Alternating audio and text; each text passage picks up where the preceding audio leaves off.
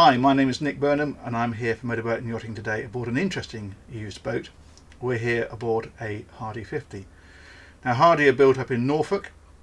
They are traditionally a very sturdy boat and in fact quite a traditional boat. This boat is built very much on the trawler yacht lines, and that means you get the raised aft deck and the accommodation through the whole boat.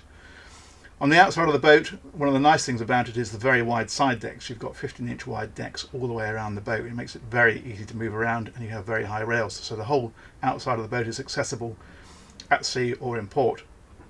Up on top there's a very big flybridge with plenty of seating, and that aft deck you can have an option of a crane, so you can store a dinghy on there, or as on this boat you can have dodgers around it, and that gives you another area where you can perhaps put a table and chairs and still have a bit of shelter. Moving on to the inside of the boat, you've got access doors on both sides that lead you into this very nice raised pilot house area.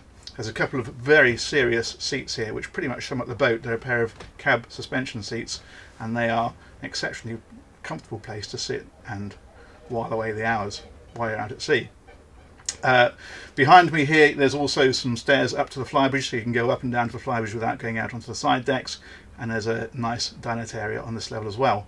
A couple of steps back take you down to the saloon area, big comfortable area, plenty of seating, nice table, and on this particular boat there's been a rise and fall flat screen TV installed along with a surround sound system.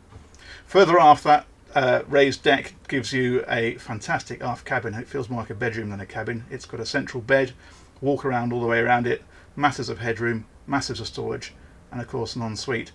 But if you move forward from this area, it really gets quite interesting because you've got a galley as you'd expect, and you've got a forward cabin which you could have with a V-berth as this boat's got, or a central double bed, or an offset double bed to give you a little bit more floor space.